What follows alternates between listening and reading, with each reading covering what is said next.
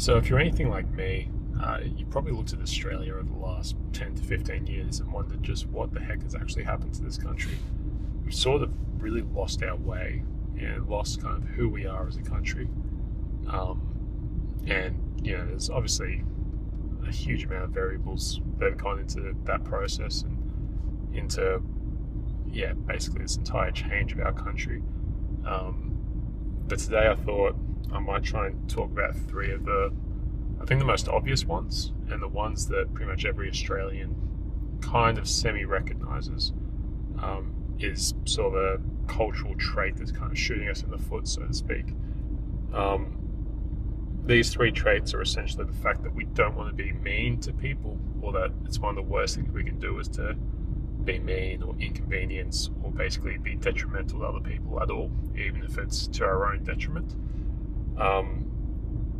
The second one's basically we have way too much tall poppy syndrome.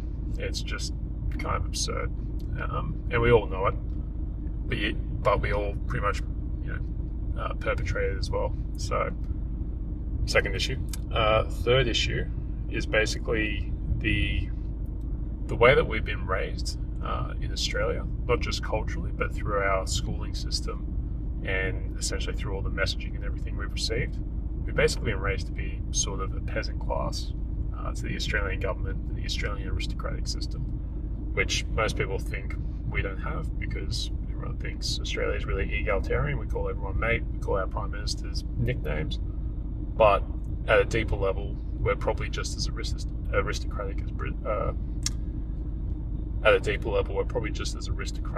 as Britain. But yeah, we'll get into that. I think the big one, which we all really know and we all really need to address, is our avoidance and hesitation towards being mean to people at all. This kind of extends sort of in all kinds of behaviors. For example, if we talk about immigration, the first thing that really happens with immigration, or any kind of conversation about it, is as soon as you come with the viewpoint of maybe we need to reduce it, maybe we need to stop it altogether, or anything like that, you're essentially straight away accused of being horrible, anti-immigrant, racist, all these kind of things, because you've done the one cardinal sin in Australian culture and basically done something to somebody else's detriment, which is someone from overseas doesn't get to come to this country despite the fact they want to, for whatever reason it might be,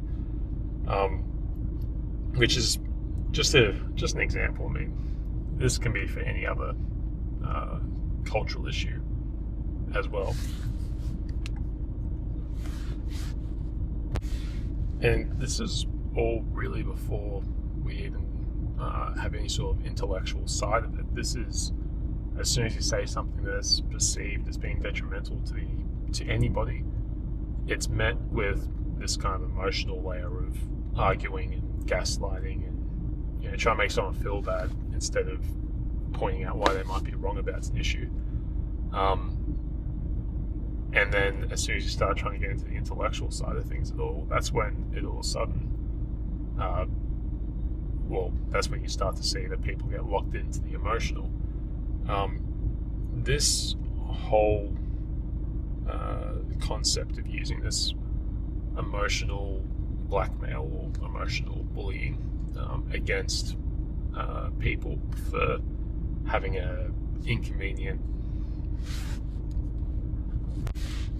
this whole mechanism is essentially plugged directly into the second cultural trait that's our problem, the tall poppy syndrome, I would say epidemic in Australia.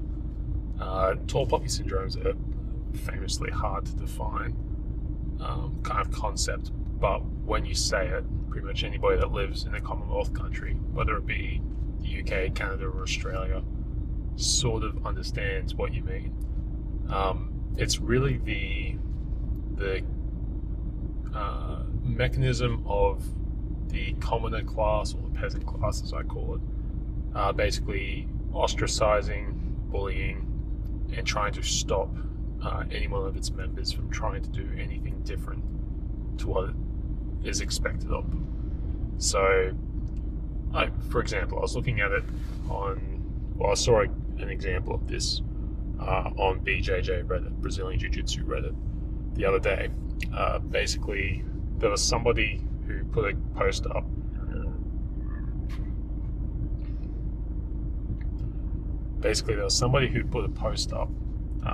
Having a dig at people that wore rash guards or no-gi kind of equipment that was any bit flamboyant, having something that might make themselves look like they're taking it overly seriously.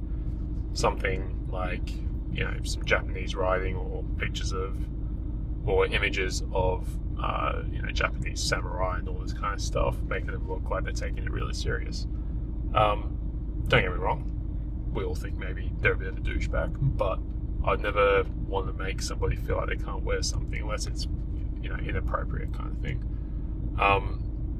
This jiu-jitsu post that had been put up on Reddit was basically just a nasty letter saying, if you think you're being this serious, you think you look cool, you think you look good with your no-gi gear, stop being a douchebag, just wear plain black stuff or plain no-gi equipment.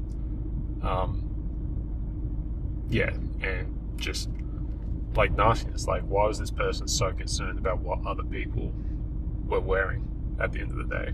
Like, if you're doing jiu-jitsu, just do the jiu-jitsu.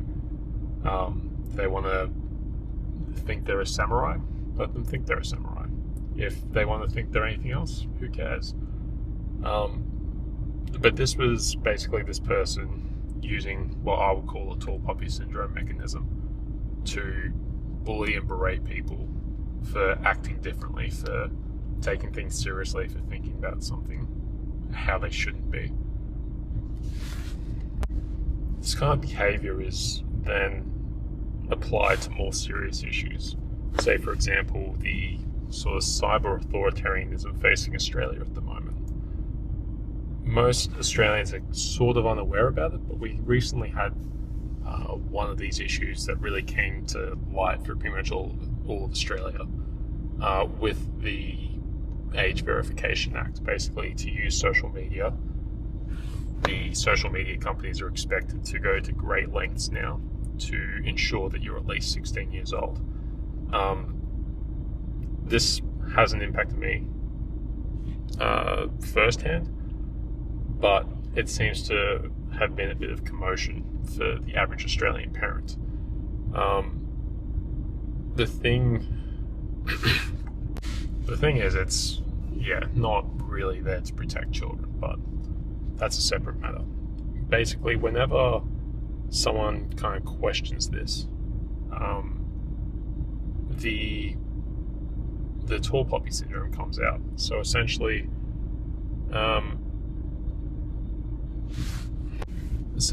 you'll see people be berated and emotionally attacked for questioning that this is about the children's safety or the under 16-year-old safety, even if they're raising solid intellectual points. This is basically because the cultural thought process is controlled by, we'll get onto the third point soon, but essentially the mental thoughts about this of Australia as a culture is that it is about the children because that's what we've been told to think it's about, and therefore any kind of questioning makes you a sort of crazy conspiracy theorist, and therefore you should be kind of ostracized, even if you raise perfectly valid points being like, well, why isn't the ban placed on something like adult content? Like the Hub is completely easily accessible for under 16-year-olds in Australia, but Facebook now has an age verification restriction on it. Seems like an interesting thing if you're talking about child safety. But anyways, if you were to raise that point with most people, they'd say you're just a crazy conspiracy theorist. This is to protect children. And this is exactly what the tall poppy syndrome is designed to enforce. But who decides what is enforced and what isn't enforced? This comes to the third Australian trait, which is basically we trust our government way too much. If you look at sort of the golden years of Australia back in the mid 20th century, everyone was incredibly skeptical of the government. And if you look even earlier, we were actually revolting against the government. We almost had our Boston Tea Party moment during the Eureka Stockade, where we almost basically got rid of the UK influence over Australia. But unfortunately, the Republican movement lost that one, and here we are with the King serving as our president still. Anywho, yeah, basically, what gets enforced through the tall poppy syndrome in Australia gets decided by the talking heads, which are the politicians, the media, all that sort of stuff. Even when comedians or the Australian Joe Rogan equivalents actually produce something which should be thought about, it's kind of shut down, despite the fact most people listen to them, purely because of the tall poppy syndrome. Basically, people being emotionally attacked, and because they're so worried about breaking that cardinal rule of being mean in Australia, or acting to somebody's detriment, even if it's at your own cost. The tall poppy syndrome is effective in dissuading people from acting that way. As such, with immigration is probably the most pertinent example. So essentially, the way these three cultural traits work together is that for Australians, it's probably one of our biggest things to not be mean, to act to somebody else's detriment, not in a serious capacity. We absolutely are fine with taking the piss out of someone. We have no problems making jokes and stuff, but as a culture, generally we don't want to negatively affect other people, and we will avoid doing that to our own detriment, which is pretty bad. It's a lack of self-respect, essentially, and you can almost boil down a lot of Australia's problems to that lack of self-respect for our own culture. This is really kind of strongly pushed and used against us using the tall poppy syndrome mechanism I discussed, where if you're piping up an opinion which hasn't been approved by the higher-ups, you will be kind of emotionally attacked. And this extends to sort of the social, reputational bullying as well. So if you were to question the 16-year-old age verification laws like we're talking about, you would be exiled from social groups because you're now a wacky conspiracy theorist. And who decides what is and isn't acceptable? It's basically the government and the media, which are pretty closely intertwined here in Australia, unfortunately. So they're the main mechanisms. I want to talk a little bit about how we could address this as a culture. However, I think this video might be getting long enough on its own, so I might make that into its own video. As a follow-up. So if you're keen on that, stick around. Come back to my channel. Tell me what I'm doing right or wrong. I'm a small enough channel. I'm definitely going to read all the comments. So drop a comment. I love a good little intellectual chin wag. So drop it down there, and let's see how we go. And hopefully see you in the next one.